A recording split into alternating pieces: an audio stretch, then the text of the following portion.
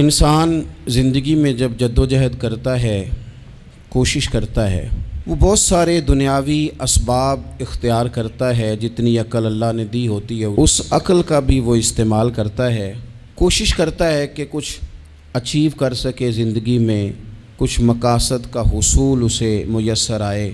عزیز بھائیوں، ایک بات اپنے ذہن میں اچھی طرح بٹھا لیں اور لکھ لیں کہ زندگی میں جو کسی بندے کو کامیابی حاصل ہوتی ہے وہ رب تعالیٰ کی مدد سے حاصل ہوتی ہے۔ اگر رب تعالیٰ مددگار ہو تو پھر کوئی چیز بھی رستے میں رکاوٹ نہیں بنتی، اور اگر مالک کریم کو منظور نہ ہو تو انسان بہترین سیاستدان ہو، اچھا ایڈمنسٹریٹر ہو، اس کا ذہن بڑی وسعت رکھتا ہو، بڑی اچھی پلاننگ کرنا جانتا ہو، سارا کچھ ہو، تو بندہ ناکام ہو جاتا ہے۔ مسلمانوں کو جتنی کامیابیاں ملیں ان کا پس منظر صرف اتنا تھا کہ اللہ تبارک و تعالیٰ نے اپنے بندوں کی مدد فرمائی، اور اب تعالیٰ نے قرآن مجید میں اس حقیقت کا بیان کیا، فرمایا بل اللہ مولاکم، فرمایا بلکہ اللہ تمہارا مولا ہے، وَهُوَ خَيْرُ النَّاصِرِينَ، اور وہ بہترین مددگار ہے۔ وہ جو رب تمہارا مولا ہے وہ بہترین مددگار ہے، اور اگر وہ مدد کرے تمہاری، سورہ آل عمران میں آگے جا کے ارشاد فرمایا اگر اللہ مدد کرے تو پھر تم پر کوئی غالب نہیں آ سکتا، اور اگر وہ تمہاری مدد چھوڑ دے تو پھر کوئی تمہاری مدد کر سکتا، کوئی مدد نہیں کر سکتا۔ بدر کی جنگ بھی اور فتح مکہ بھی رمضان المبارک میں ہوا ہے۔ میں دونوں پر غور کر رہا تھا تو ایک نیا مضمون میرے ذہن میں آنے لگا۔ بدر کی جو جنگ ہے اس میں بھی ایک عجیب انقلاب آیا ہے کہ 313 نے 1000 سے مقابلہ کیا، اور جن 1000 سے مقابلہ کیا وہ اسلحے سے لیس تھے، اور یہ جو 313 ہیں ان کے پاس 6 زرہیں، 8 تلواریں، چند گھوڑے، لیکن اللہ نے کامیابی دی تو خود رب نے بیان کیا کس طرح دی، فرمایا وَلَقَدْ نَصَرَكُمُ اللَّهُ بِبَدْرٍ وَأَنْتُمْ أَذِلَّةٌ۔ وہ کامیابی اس طرح ملی ہے کہ رب نے تمہاری مدد کی تھی، تم تو کمزور تھے، اللہ نے بدر میں تمہاری مدد کی، تم جیت گئے۔ وَلَقَدْ نَصَرَكُمُ اللَّهُ بِبَدْرٍ وَأَنْتُمْ أَذِلَّةٌ، اللہ نے بدر میں تمہاری مدد کی، تم تو کمزور تھے۔ پھر فتح مکہ نصیب ہوئی تو اس میں بھی بہترین منصوبہ بندی نبی پاک علیہ السلام نے فرمائی، بہترین حکمت عملی حضور نے اپنائی، لیکن ہمیں جو اللہ رسول نے بات سمجھائی وہ کیا ہے؟ اذا جاء نصر اللہ والفتح، فرمایا جب اللہ کی مدد آئی اور فتح نصیب ہو گئی۔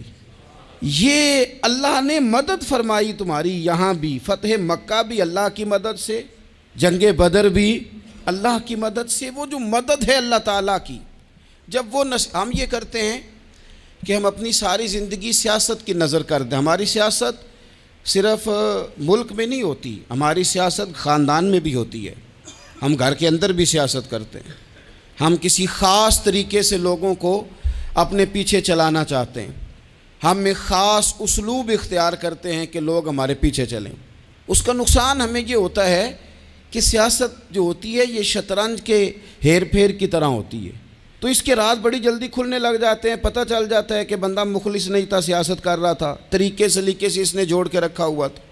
ہم ہر جگہ سیاست کے بل بوتے پر چیزوں کو لے کے چلنا چاہتے ہیں، سیاستیں ناکام ہو جاتی ہیں، سیانے لوگ فیل ہو جاتے ہیں، بچتا صرف وہی ہے جس کے پیچھے رب تعالیٰ کی مدد شامل حال ہوتی ہے۔ اپنی زندگی کے اندر ہم جو کچھ بھی کر رہے ہیں، جس شعبے سے بھی ہمارا تعلق ہے، آج ہم نے اس بات پہ غور کرنا ہے کہ پہلے تو یہ غور کر لیں کہ جو کام ہم کر رہے ہیں کیا وہ کام ایسا ہے کہ اس میں اللہ کی مدد ہمیں ملے گی؟ اگر آپ کوئی معاذ اللہ ناجائز کام کر رہے ہیں، فعل حرام کا ارتکاب کر رہے ہیں، تو اس میں تو مدد الہی آئے گی نہیں۔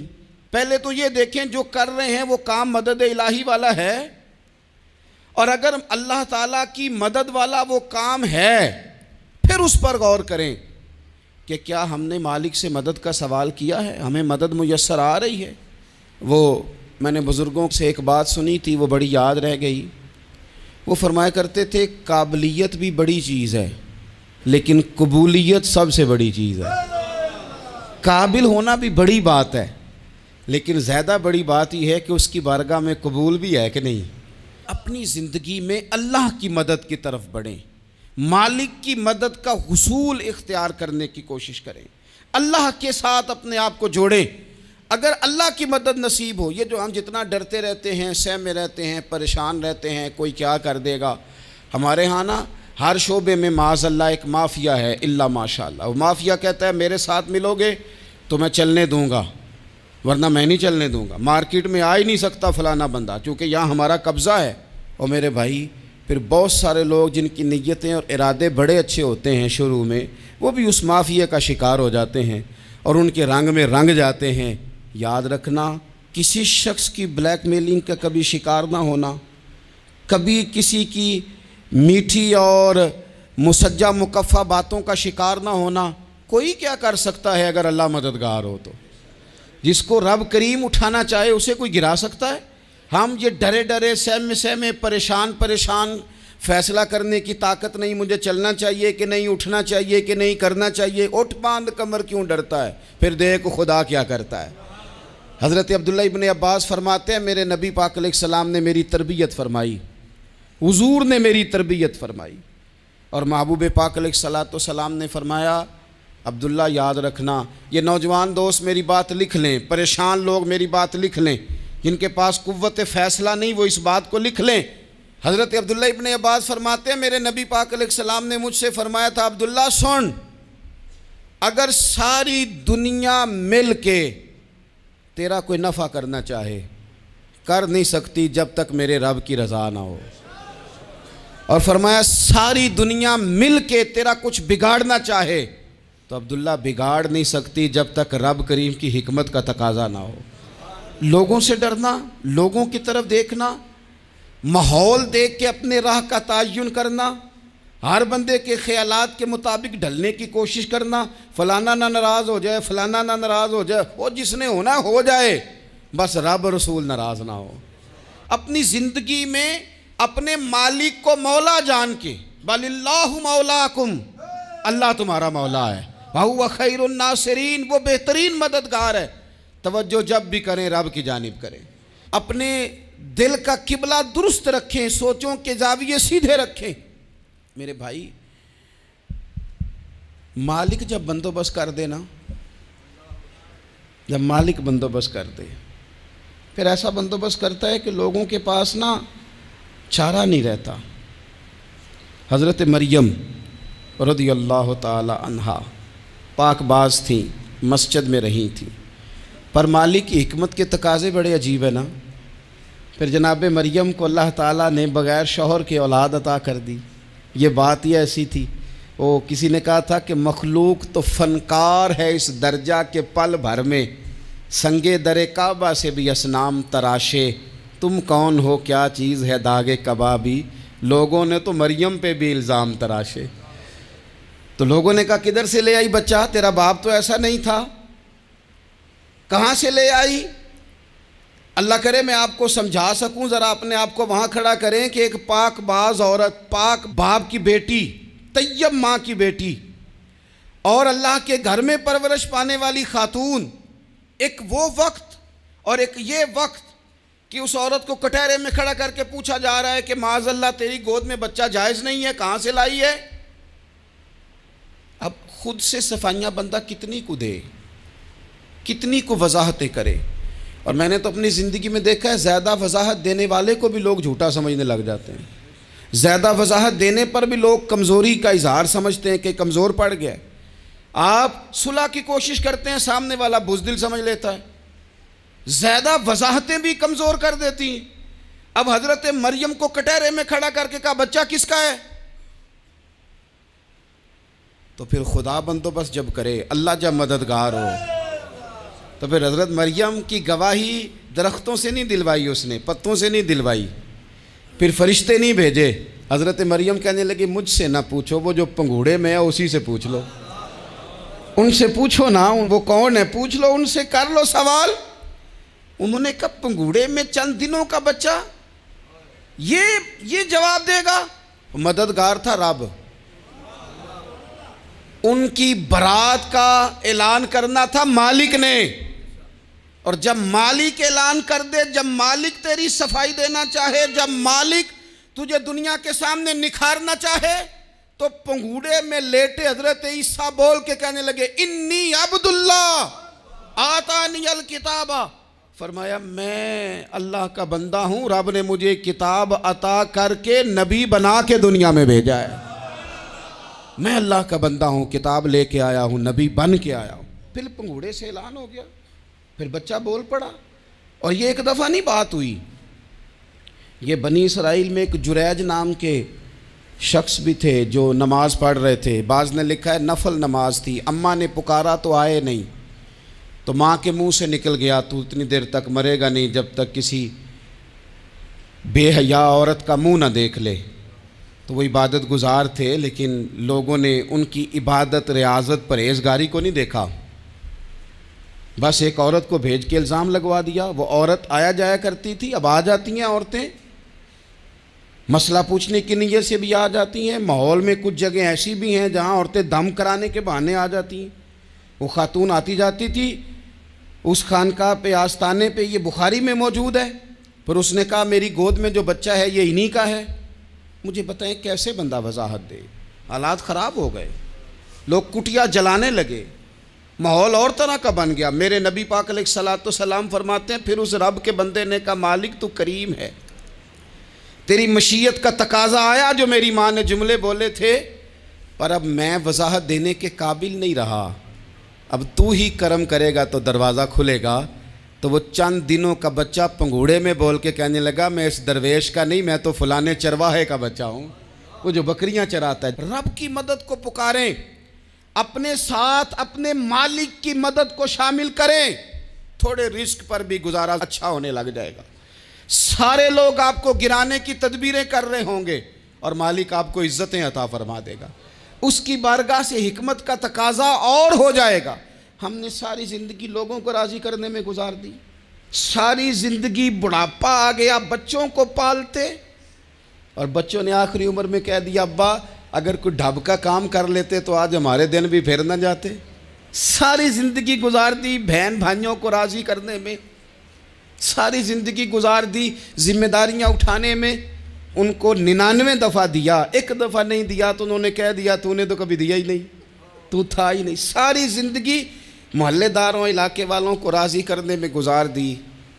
اور میں نے ایسے لوگ بھی دیکھے دین کے لیے وقت گزارا، لیکن جب بڑھاپے میں دانت کام نہ کرتے تھے تو وقت کے مفتیوں کو بھی مسجدوں کی کمیٹیوں نے کہہ دیا اب آپ کی سمجھ نہیں آتی، ہم نے خطیب کو یور رکھنا ہے، نہ دیکھو دنیا کی طرف، دنیا رلا دیتی ہے، نہ راضی کرو بندوں کو، بندے تھکا دیتے ہیں، نہ پیچھے بھاگو ہر وقت دنیا داروں کے، یہ انسان کو کمزور کر دیتے ہیں۔ وہ تو کریم ہی بڑا ہے، 2 آنسو زمین پر بعد میں گرتے ہیں، بندے کے گناہ سارے پہلے معاف فرما دیتا ہے۔ اللہ کی مدد کا حصول، اپنے مالک کی مدد کی طرف بڑھنا، آپ کو بدر کی جنگ بھی یہی درس دے گی، آپ کو احد کا میدان بھی یہی سبق دے گا، فتح مکہ بھی یہی سبق دے گا۔ میرے دوستو جب رب مدد فرمائے، جب اللہ مددگار بنے، دوستوں سے ایک بات اکثر کرتا ہوں، میں کہتا ہوں کہ جتنے درد سے آپ امیر کو اپنی کہانی سناتے ہیں نا، اور جس طرح آپ کے آنسو بات کرنے سے پہلے گر جاتے ہیں کہ غریب ہیں، بچیاں ہیں، کاروبار نہیں، او میرے سنگیو، اس سے آدھے آنسو اپنے رب کی بارگاہ میں بکھیرو، اس کے حضور عرض گزار ہو جاؤ، اس سے طلب کرو۔ ایک وقت انسان پر زندگی میں ایسا آتا ہے کہ اسے یوں محسوس ہوتا ہے کہ میرا سایہ بھی ذرا سا پیچھے ہٹ گیا ہے، اسے یوں لگتا ہے کہ میں کسی سہارے پہ ہاتھ ڈالتا ہوں تو وہ بھاگ جاتا ہے مجھ سے، لیکن مالک کی بارگاہ ایسی عظیم بارگاہ ہے، رب رسول کے آستانے اتنے بڑے ہیں کہ آپ جب وہاں کشکول طلب دراز کرتے ہیں تو جھولی پھیلانے میں دیر لگتی ہے، ان کو بھرنے میں تو کوئی دیر نہیں لگتی۔ ہم نے اپنا سوچ کا قبلہ ہی دنیا کو بنا لیا ہے۔ یہ جو اللہ والوں کی مدد ہے یہ تو ہے اللہ ہی کی مدد ہے، لیکن یہ جو سیٹھوں کی طرف توجہ کرنا، نوابوں کی طرف توجہ کرنا، دنیا داروں کی طرف توجہ کرنا، اور اپنا مزاج اس طرح کا بنا لینا، یارو گردن کو جھکا دیتا ہے خیرات کا پتھر، جہاں میں مانگنے والوں کے سر کبھی اونچے نہیں ہوتے۔ اور اقبال کہتے ہیں غیرت ہے بڑی چیز جہان تگ و دو میں، پہناتی ہے یہ فقر کو تاج سردارا۔ میں عرض کروں گا کہ اپنی آپ جب توجہ کا قبلہ اللہ رسول کو بنائیں گے تو رب فرماتے ہیں وَيَرْزُقْهُ مِنْ حَيْثُ لَا يَحْتَسِبُ، میں نہ تجھے وہاں سے رزق دوں گا جہاں سے کبھی تیرا گمان بھی نہیں کیا ہوگا، یہاں سے بھی مل سکتا ہے، تو نے سوچا بھی نہیں ہوگا۔ بخاری شریف میں حدیث ہے، حضرت جابر ابن عبداللہ فرماتے ہیں نبی پاک صلی اللہ علیہ وسلم نے 300 لوگوں کا ایک لشکر روانہ کیا کسی مہم کے لیے، کسی جہاد کے لیے۔ حضرت ابو عبیدہ بن جراح رضی اللہ تعالیٰ عنہ امیر لشکر تھے۔ فرماتے ہیں غربت اتنی زیادہ تھی، بھوک اتنی زیادہ تھی کہ ایک ایک کھجور دن میں ایک وقت کھانے کو ملتی تھی، اور کچھ دن ایسے آئے کہ اب کھجور بھی نہیں مل رہی۔ فرماتے ہیں اتنی زیادہ بھوک لگی مجاہدین کو 300 بندہ پتے کھا کے گزارا ہونے لگ گیا۔ یہ بخاری میں موجود ہے۔ آپ فرماتے ہیں کہ دریا کے کنارے ہمارا پڑاؤ تھا، ٹھہراؤ تھا، جب بھوک سے نڈھال ہو گئے نا، وَيَرْزُقْهُ مِنْ حَيْثُ لَا يَحْتَسِبُ، اللہ وہاں سے روزی دیتا ہے، گمان بھی نہیں ہوتا۔ فرماتے ہیں ایک مچھلی اللہ تعالیٰ نے دریا کے کنارے بھیجی، فرماتے ہیں وہ تھی تو مچھلی پر پہاڑ جتنی تھی۔ بخاری میں لفظ ہیں، حضرت جابر ابن عبداللہ رضی اللہ تعالیٰ عنہ فرماتے ہیں 300 آدمی 18 دن تک اس مچھلی کو کھاتے رہے، مچھلی ختم ہی نہیں ہوئی۔ مچھلیاں نہیں، مچھلی کہتے ہیں 18 دن 300 بندہ کھاتا رہا، مچھلی ختم ہی نہیں ہوئی۔ اور فرماتے ہیں کہ اس کی ہڈی نکال کے، کانٹا کہیں گے آپ اپنی زبان میں، کہتے ہیں وہ نکال کے نا تو اس کو کھڑا کیا نا جب، تو اونٹ کجاوے سمیت اس کے بیچ سے گزر جاتا تھا، 2 اس کے کانٹے جوڑے۔ فرماتے ہیں وہ اس کا گوشت ہم کھاتے تھے اور اس کی چربی بطور تیل کے ہم جسموں پہ ملتے تھے، بیماروں کو اس سے سکون آتا تھا، تندرستی شفا ہوتی تھی۔ فرماتے ہیں ہم کھایا بھی ہم نے، اور کچھ لے کے ہم مدینے بھی گئے، اور قربان جائیں نبی پاک نے بھی اس میں سے کھایا۔ ہم نے عرض کی حضور یہ معمہ کیا ہے، یہ ماجرا کیا ہے؟ تو محبوب نے فرمایا تمہارے پاس غذا نہیں تھی، رب نے تمہارے لیے بندوبست کیا ہے، اللہ نے تمہیں دیا ہے۔ مکان شروع کر لیا، ایک صاحب نے وہ مکان بنانے لگے، آپ وہ حساب لگا رہے ہیں، کہتے ہیں میرے پاس اتنے پیسے ہیں، اتنے میں نے فلانے دوست سے کہنا ہے اس نے دے دینے، اتنے فلانے رشتہ دار سے کہنا ہے اس نے دے دینے، اتنے فلانے سے کہنا ہے اس نے دے دینے۔ یہ ساری کاپی بنا کے مکان شروع کر لیا۔ جو روز کہتا تھا نا کوئی حکم ہو جاتے 10 سب سے پہلے اس کو کہا میاں پیسے چاہیے دین، وہ کہندا ہو کل ہی منڈا ٹوریا ہے، کدے تو پرسوں 10 داتے لب جانے سن۔ میں آپ کو اپنے تجربے کی بات بتا رہا ہوں۔ جن لوگوں کا خیال ہوتا ہے نا کہ آپ سٹارٹ کریں فلانا کام، ہم آپ کے ساتھ ہیں، اللہ کا ہی کوئی نظام ہے، وہ بالکل بھی نہیں ساتھ ہوتے۔ لیکن ایسا نہیں ہے کہ کوئی ساتھ نہیں ہوتا، اللہ تعالیٰ بڑے اسباب پیدا کرتا ہے، وہاں سے دیتا ہے جہاں سے گمان بھی۔ ہمارا یہ ذہن بن جاتا ہے ہم ساری اپنے حساب سے چلتے ہیں، اتنے رشتہ داروں سے اتنے، کون آپ کے ساتھ چلے گا؟ سوال ہی نہیں پیدا ہوتا۔ یہ سارے کام چھوڑ کے سب سے پہلے 2 رکعتیں پڑھو، اپنے رب کی بارگاہ میں، رسول کائنات کی بارگاہ میں گزارشات اور استغاثے پیش کرو، وہاں سے خیر طلب کرو۔ دنیا دار کیا دیں گے، کیا دے سکتے ہیں، کیا حیثیت ہوتی ہے کسی؟ اللہ کہتا ہے وہاں سے دوں گا۔ تو جو اللہ مال دے وہ لینا چاہیے کہ رشتہ داروں کا مال دیکھنا چاہیے؟ جو اللہ دے وہ لینا چاہیے کہ سیٹھوں نوابوں کی جیبیں دیکھنی چاہیے؟ جو اللہ دے وہ قبول کرنا چاہیے یا دیکھنا چاہیے کون سا آدمی کہاں پہنچ گیا؟ چھوڑو، اپنی مٹی پہ چلنے کا سلیقہ سیکھو۔ کسی کے سنگ مرمر پہ چلو گے تو پھسل جاؤ گے، پھسل جا۔ اس پر ایک اور بات عرض کر دوں، صحیح بخاری سے، مسلم سے ایک اور بات۔ کچھ چیزیں ایسی ہیں جن سے اللہ کی مدد آتی ہے، مدد ملتی ہے۔ ایک چیز ان میں سے ایسی ہے جس سے بہت مدد نازل ہوتی، وہ ہے کہ جب رب آپ کو دے نا تو پھر آپ بھی اس کے رستے میں دیں، پھر مدد آتی ہے، پھر اور آتا ہے۔ بخاری مسلم میں حدیث ہے، یہ زیادہ ہی توجہ طلب امر ہے، اس پر آپ غور کریں گے۔ حضرت ابو ہریرہ فرماتے ہیں کہ نبی پاک علیہ السلام نے فرمایا ایک شخص نے بادلوں کے اندر سے آواز سنی کہ فلاں آدمی کا کھیت اور باغ خشک ہو گیا ہے، وہاں برسو اور اس کے کھیت کو سیراب کرو۔ وہ بڑا حیران ہوا کہ بادل سے آواز آ رہی۔ پھر اس نے دیکھا کہ ایک پہاڑی پر بارش ہوئی، وہ بادل وہاں برسا، پھر نالیوں سے ہوتا ہوا پانی ایک طرف چلا تو جس نے آواز سنی تھی حضور بیان کر رہے ہیں، وہ بھی پیچھے پیچھے چلا کہ پانی کدھر جا رہا ہے۔ اس نے جا کے دیکھا کہ ایک مقام پہ ایک باغ کو وہ پانی لگ رہا ہے اور ایک آدمی وہ پانی لگا رہا ہے۔ اس نے اس سے پوچھا تیرا نام کیا ہے؟ اس نے کہا کیوں؟ کہنے لگا بتا نا۔ اس نے نام بتایا تو کہنے لگا یہی تو وہ نام ہے جو میں نے بادلوں کے اندر سے سنا ہے کہ فلاں کے کھیت کو پانی دے دو۔ اس نے کہا یار تو کیا عمل کرتا ہے کہ اسپیشل تیرے لیے بارش برسے؟ یہ بخاری پڑھ رہا ہوں، سیاستہ سے حدیث عرض کر رہا ہوں۔ اس سے پوچھا تو کیا کام کرتا ہے کہ جناب اللہ تبارک و تعالیٰ کا حکم کرم آیا کہ خاص تیرے لیے پانی برسے اور تیرے کھیت کو سیراب کرے؟ تو اس نے کہا چھوٹا ذمہ دار ہوں، پر جب فصل اگتی ہے تو 3 حصے کرتا ہوں، ایک حصہ اپنے بال بچوں پہ بہن بھائیوں پہ خرچ کرتا ہوں، ایک حصہ پورا، اور ایک حصہ دوبارہ کاشتکاری پہ لگاتا ہوں، اور تیسرا حصہ خالص میں نے مسکینوں، یتیموں اور غریبوں کے لیے رکھا ہوا ہے۔ وہ جو تیسرا حصہ اللہ کرے آپ سمجھیں، وہ رب کے بندوں پہ تیسرا حصہ خرچ کرتا ہے نا، تو کریم مالک نے فرمایا جہاں سے غریب کا حصہ جاتا ہے وہ کھیت خشک نہیں رہنا چاہیے، وہ جہاں سے مسکین روٹی کھاتے ہیں وہ خشک نہ رہے، جہاں سے یتیموں کو کچھ آتا ہے کہیں اس کی فصل رہ نہ جائے۔ میں اور آپ بھی اگر اپنے مال میں مسکینوں، یتیموں، غریبوں کے حصے رکھ لیں گے تو فصلیں خشک نہیں رہیں گی، ان کے اندر تازگی آئے گی، نور آئے گا، کرم آئے گا، خاص کر خدا کی رحمت برسے گی۔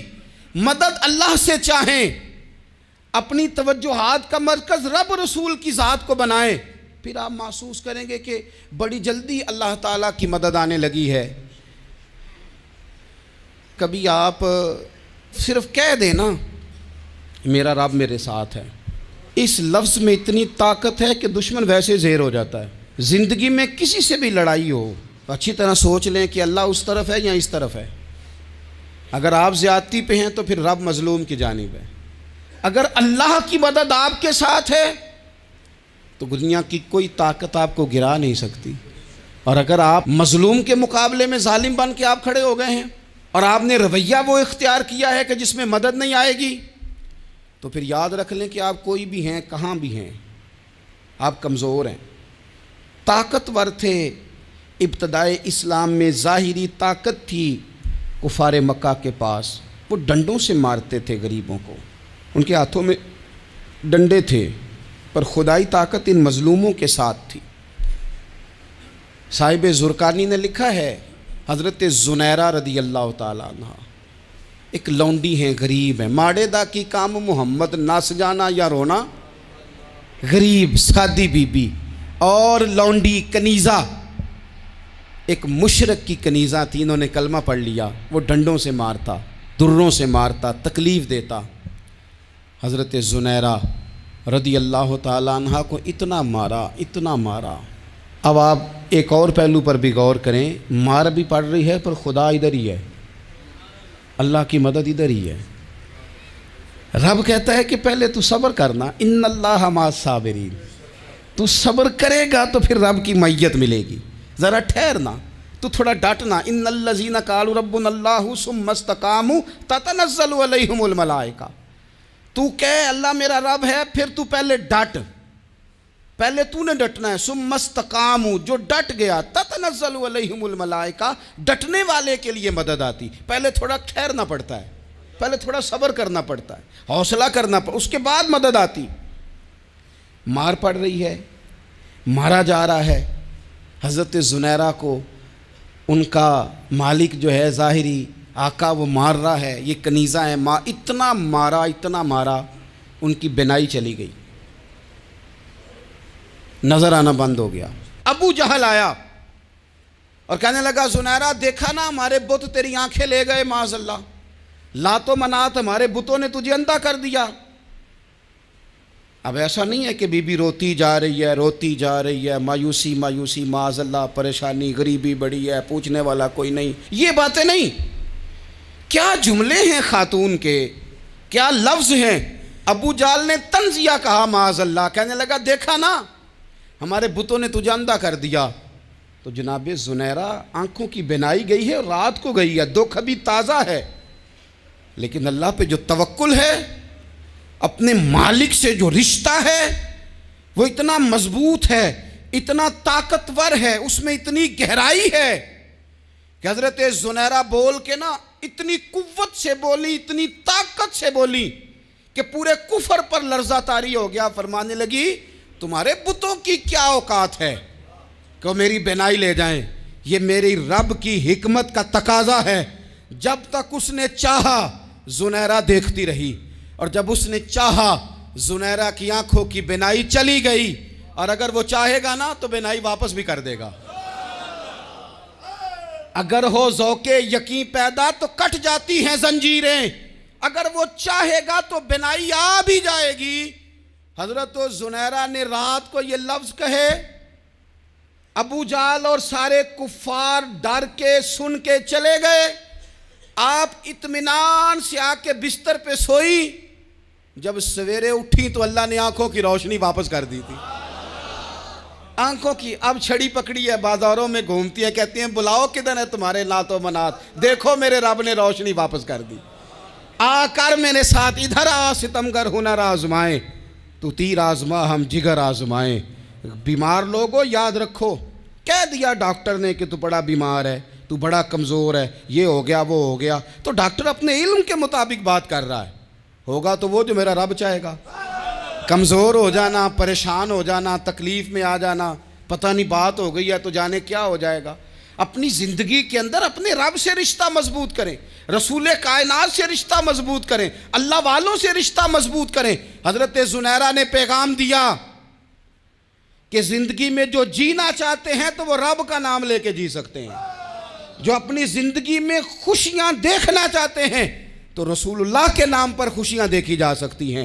توکل کی بنیاد پر بندہ خوشیاں لے سکتا ہے، اور اگر انسان میں توکل نہیں ہے تو پھر وہ اس کالے جادو سے بھی ڈر رہا ہے، وہ نیلے سے بھی ڈر رہا ہے، وہ پیلے سے بھی ڈر رہا ہے، وہ فلانے سے بھی ڈر رہا ہے، وہ میرے خلاف فلانا رشتہ دار سازش کر رہا ہے تو ڈر رہا ہے، فلانا میرے بارے میں یہ کر رہا ہے تو ڈر رہا ہے، وہ پتہ نہیں دنیا ادھر ہو جائے گی تو کیا ہو جائے گا، اٹھ باندھ کمر کیوں ڈرتا ہے، پھر دیکھ خدا کیا کرتا ہے۔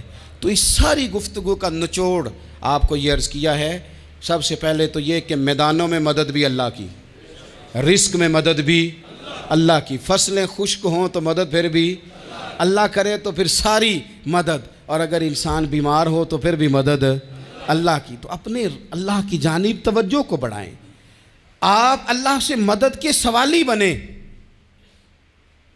ترمذی کی ایک حدیث ہے، میں آپ کو زندگی کا تجربہ بتاتا ہوں کہ جب میں بڑا پریشان ہوتا ہوں تو یہ والی روایت کھول لیتا ہوں، مزہ دیتی ہے۔ میرے نبی پاک علیہ السلام نے فرمایا اپنے دکھ سیٹھوں نوابوں کو نہ کہنا، مالداروں کا نہ کہنا، ورنہ اللہ تمہیں کبھی غنی نہیں کرے گا۔ فرمایا اپنے دکھ اپنے رب کی بارگاہ میں عرض کرنا، جلدی کرے یا دیر سے کرے اللہ تمہیں لوگوں سے بے نیاز کر دے گا، اللہ تمہیں غنی کر دے گا۔ رات کو بیٹھو نا اس کی بارگاہ میں، اسے دکھڑے سناؤ، چھوٹی چھوٹی باتیں۔ حضور نے فرمایا نمک بھی مانگو تو رب سے مانگو، چھوٹی چھوٹی بات سے شروع کرو نا۔ جب بندہ شروع کرتا ہے نا چھوٹی چھوٹی چیزیں تو بڑی ساری چیزیں یہ اس طرح ہوتا ہے جیسے بندہ رب سے گفتگو کر رہا ہے، مالک مجھے یہ چاہیے، مالک میں یہاں کمزور ہوں، اللہ میں یہاں پریشان ہوں۔ آپ یہ کر کے تو دیکھیں، لمبی لمبی دعائیں مانگ کے تو دیکھیں، اس کے حضور جوڑ کے تو دیکھیں، آپ دیکھیں گے راحت کتنی ہے، سکون کتنا ہے۔